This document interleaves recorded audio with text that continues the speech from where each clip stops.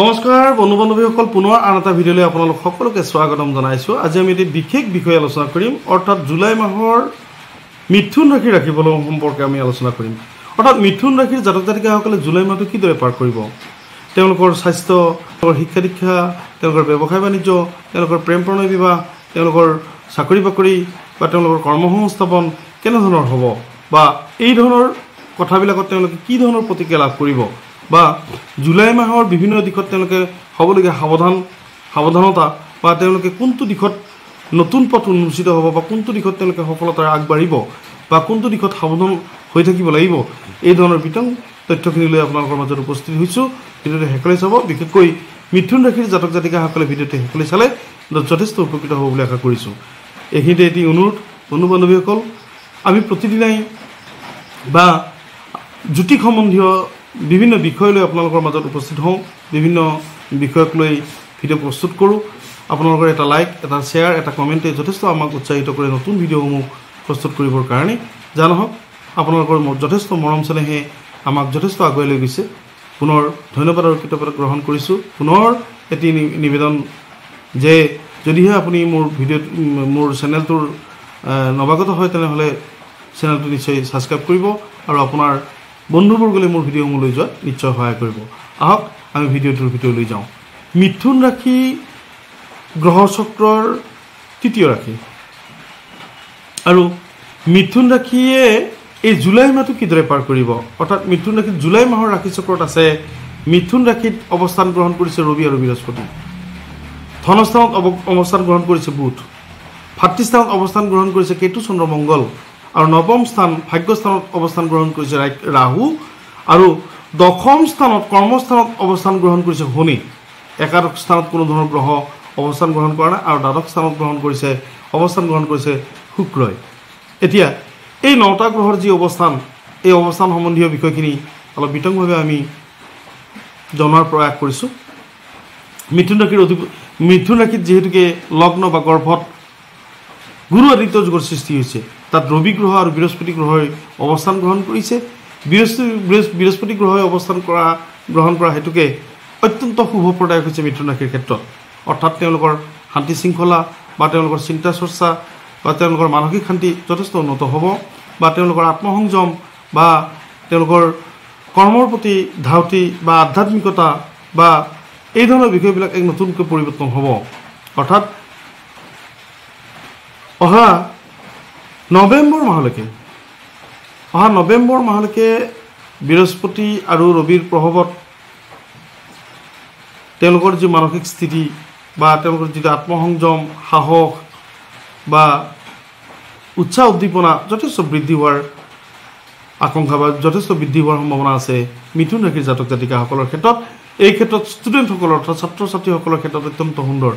তেওঁলোকৰ গৰ্ভত বৃহস্পতি আৰু ৰবিৰ অৱস্থানে ৰবিৰ নেতৃত্ব বহন কৰে, সেয়েহে যিবিলাক ছাত্ৰ ছাত্ৰী লিডাৰশ্বিপ বা নেতৃত্ব বহন কৰে সেইসকলৰ কাৰণে অত্যন্ত সুন্দৰ। ছাত্ৰ ছাত্ৰীসকলে বিশেষকৈ কলা বিভাগৰ, আৰ্টছ বিভাগৰ, সাহিত্য সংস্কৃতিৰ লগত জড়িত চিত্ৰশিল্প বা দৰ্শন শাস্ত্ৰ বা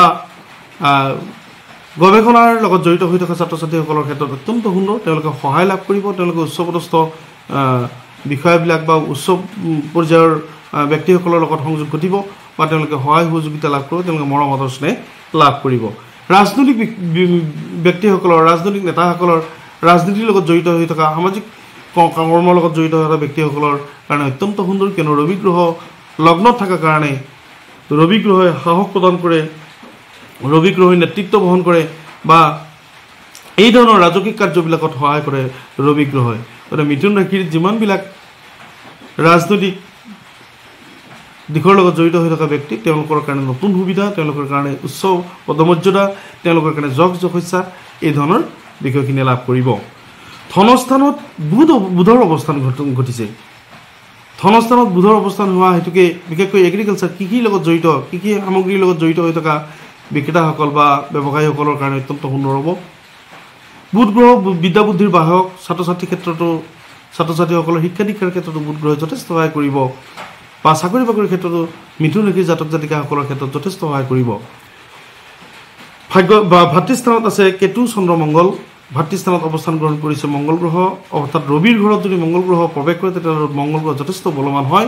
ভাতৃ সংঘাত সৃষ্টি হ'ব পাৰে বা ভাতৃ বিবাদ হ'ব পাৰে বা বন্ধু সম্বন্ধীয় বা ভাতৃ সম্বন্ধীয় ব্যক্তিসকলৰ লগত আদৰ্শগত অমিলৰ কাৰণেই অমীমাংসিত হ'ব বিবাদ বা সাধাৰণ বিবাদেই এক গভীৰ বিবাদলৈকে পৰিৱৰ্তন হোৱাৰ সম্ভাৱনা আছে। সেয়েহে ভাতৃস্থানৰ পৰা সাৱধান হৈ থাকক বা মানুহৰ লগত কথা বতৰা কওঁতে বা বিভিন্ন ডিচিশ্যন বিভিন্ন পৰিকল্পনাৰ সিদ্ধান্ত লওঁতে কিছু সাৱধান হৈ কাম কৰিবলগীয়া আছে। বিশেষকৈ মিথুন ৰাশিৰ জাতক জাতিকাসকলৰ ক্ষেত্ৰত ভাগ্যস্থানত অৱস্থান গ্ৰহণ কৰিছে ৰাহু।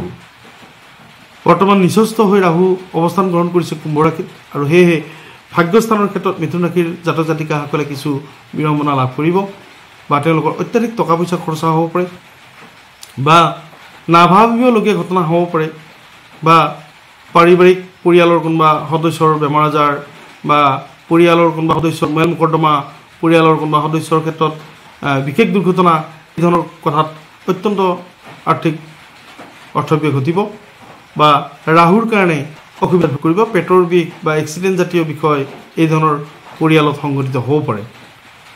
দশম স্থানত অৱস্থান গ্ৰহণ কৰিছে শনি। আমি সকলোৱে জানো যে 29 মাৰ্চ তাৰিখে শনি অৱস্থান গ্ৰহণ কৰিছে মীন ৰাশিত আৰু মিথুন ৰাশিৰ কাৰণে দশম স্থানৰ ক্ষেত্ৰত শনি অৱস্থান গ্ৰহণ কৰা হেতুকে কৰ্মস্থানৰ ক্ষেত্ৰত কিছু জটিলতা বাঢ়িব। শনিৰ কাৰণে কৰ্মক্ষেত্ৰত কিছু জটিলতাৰ সৃষ্টি হ'ব। উচ্চপদস্থ বিষয়া বা সেই বিভাগৰে উচ্চপদস্থ বিভাগীয় বিষয়াবিলাকৰ সৈতে মতানৈক্য হ'ব পাৰে বা আদৰ্শগত অমিল হ'ব পাৰে, অশ্ৰদ্ধা বা এই ধৰণৰ বিষয়ত অসুবিধা পাব বা মিথুন ৰাশিৰ কিছু সংখ্যক নিবনুৱা কৰ্মপ্ৰাপ্তিৰ ক্ষেত্ৰত অসুবিধা হ'ব বা কৰ্ম এৰি আহিবলগীয়া কৰ্মশূন্য হ'ব পাৰে। গতিকে দ্বাদশত শুক্ৰ গ্ৰহৰ অৱস্থান গ্ৰহণ কৰিছে। গতিকে শুক্ৰ গ্ৰহ স্বগৃহী শুক্ৰ গ্ৰহই যথেষ্ট উপকৃত কৰিব। তেওঁলোকৰ মান সন্মান যশস্যা ইত্যাদি অটুট ৰাখিব। যদিও উপাৰ্জনৰ ক্ষেত্ৰত আইন কামৰ ক্ষেত্ৰত শুক্ৰ গ্ৰহ সহায় কৰিব। এই মুহূৰ্তত মিথুন ৰাশিৰ জাতক জাতিকাসকলে বিশেষকৈ শনি গ্ৰহৰ প্ৰতিকাৰত থাকিব লাগে। শনি গ্ৰহ দশম স্থানত অৱস্থান গ্ৰহণ কৰা হেতুকে কৰ্মপ্ৰাপ্তিৰ ক্ষেত্ৰত কিছু অসুবিধা কিছু জটিলতাৰ সৃষ্টি কৰিব। গতিকে মিথুন ৰাশিৰ ক্ষেত্ৰত বিশেষকৈ শনি গ্ৰহৰ প্ৰতিকাৰ কৰিবলগীয়া আছে। গতিকে ক'লা তিল বা লোহাৰ কটাৰী শিৱ মন্দিৰত দান কৰি প্ৰথম সপ্তাহৰ ভিতৰতেই ক'লা তিল আৰু লোহাৰ কটাৰী শনি মন্দিৰ বা শিৱ মন্দিৰত দান কৰিলে নিশ্চয় সুফল পাব আৰু কৰ্মপ্ৰাপ্তিৰ ক্ষেত্ৰত সুবিধা হ'ব। বন্ধু বান্ধৱীসকল, এই ধৰণৰ জুলাই মাহৰ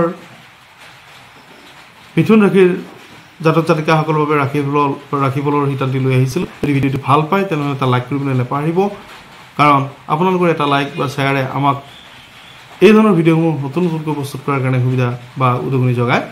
সেয়েহে পুনৰ ধন্যবাদ আৰু কৃতজ্ঞতা জ্ঞাপন কৰিছোঁ আৰু পুনৰ আন এটা ভিডিঅ' লৈ আপোনালোকৰ মাজত উপস্থিত হ'ম। ধন্যবাদ।